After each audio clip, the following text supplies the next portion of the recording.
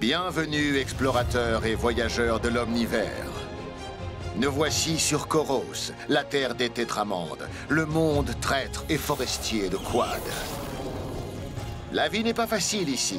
C'est pourquoi les tétramandes ont besoin d'armes adéquates pour se défendre. Elles sont forgées dans l'étoile des créatures qu'ils combattent. Ces valeureux guerriers ne reculent devant rien pour obtenir leur matière première. Ils la fondent et la forgent pour créer le javelot tétramandien et de nombreux accessoires tranchants pour l'accompagner. Et quoi de mieux pour tester leur efficacité que s'en prendre à une ou deux de ces bestioles?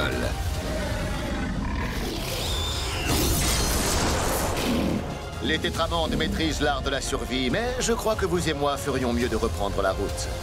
En avant! Bienvenue, explorateurs et voyageurs de l'omnivers. Voici Petropia, le monde scintillant d'incassables. Ici, les pétrosapiens et les subsapiens s'épuisent dans une guerre civile sans fin. Leurs adversaires invisibles, les anthrosapiens, ont lancé une attaque sonique surprise depuis les profondeurs. Cela a détruit l'artillerie cristalline de leurs ennemis trop peu méfiants. À contre-cœur, les pétros et les subs ont uni leurs forces pour survivre à la plus grande menace qu'ils aient jamais connue. Ils ont fomenté une riposte sonique à leur tour. Une merveilleuse machine de guerre. Ces filtres cristallins absorbent le son et la furie anthrosapienne pour les faire exploser à la face de leurs ennemis. Il faudra des siècles aux anthros pour se reformer. La menace est écartée, mais pas éliminée, car cette bataille est éternelle. En avant! Bienvenue, explorateurs et voyageurs de l'omnivers. Nous sommes sur Pyros, la planète de notre tête brûlée Inferno. Même les créatures à sang chaud doivent se rafraîchir de temps à autre, et surtout quand la situation devient explosive. Voici comment on célèbre les fêtes façon pyronite. Tradition 1. Faire la course jusqu'au sommet du mont Hélios, le plus grand et le plus dangereux volcan de Pyros.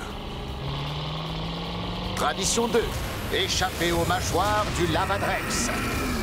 Après les grosses chaleurs, c'est l'heure des frissons. Tradition 3. Lâcher l'œuf de glace dans le cœur en fusion de Pyros.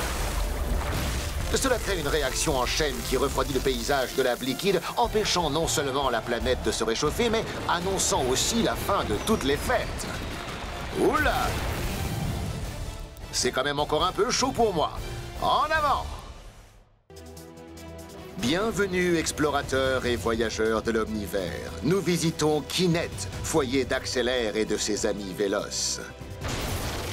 Même si le rythme de vie des kinécélérants est frénétique, ils trouvent le temps de se détendre un peu. Comme tout le reste sur leur planète, le sport se fait à la vitesse de l'éclair. Et il y a un bel esprit d'équipe. Nom d'un coup de tonnerre, que les jeux commencent! C'est une impression ou ça se joue très vite? Les fans doivent apprécier ce rythme effréné. Mais il faut plus que de la rapidité pour décrocher la victoire. Un tir bien placé peut ébranler tout le système.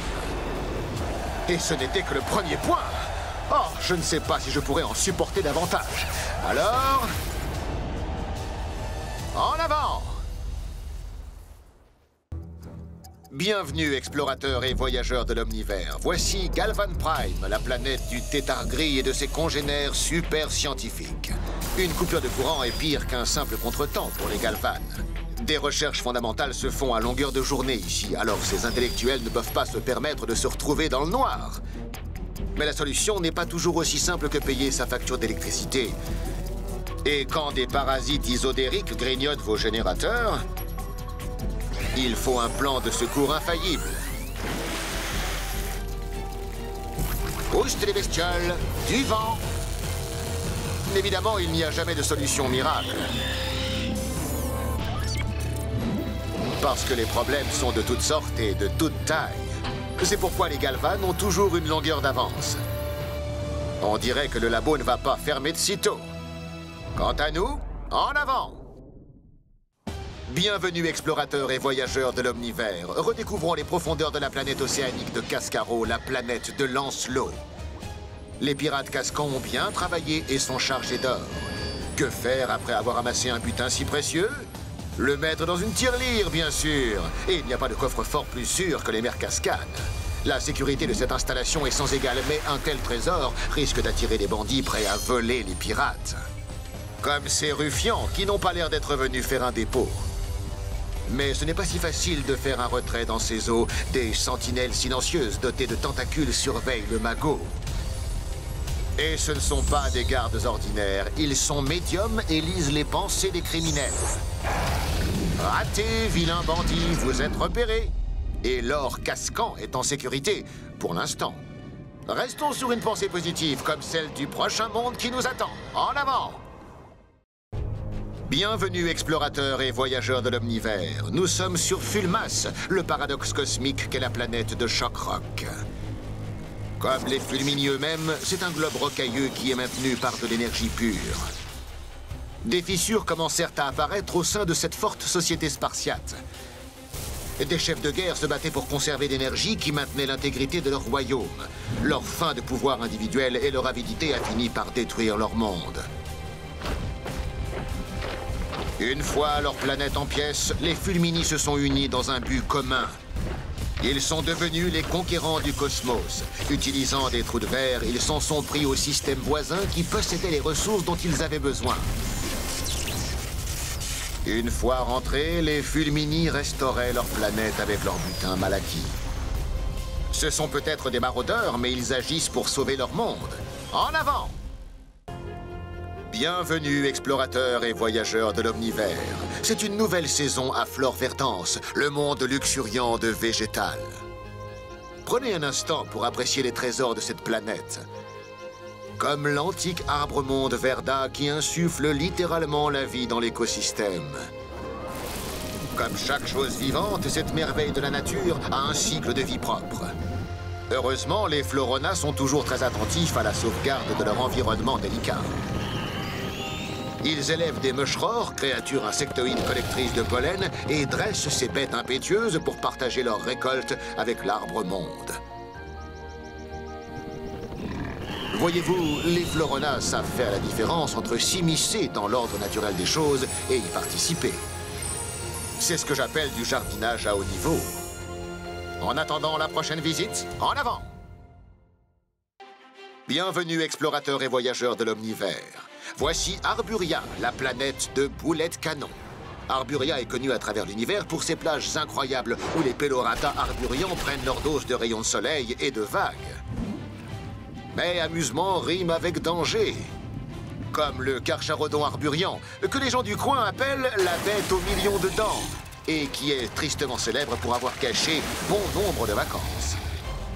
Les Pelorata détestent renoncer à une journée de surf et apportent du piment au sauvetage en mer.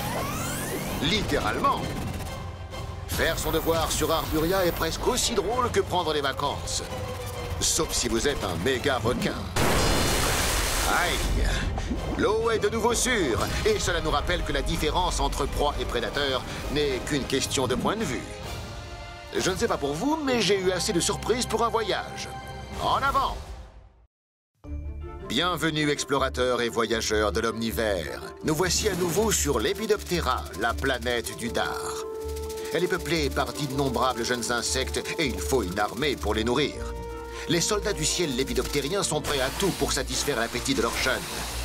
Même s'ils doivent risquer leur vie. D'ailleurs, cette escouade devrait se méfier.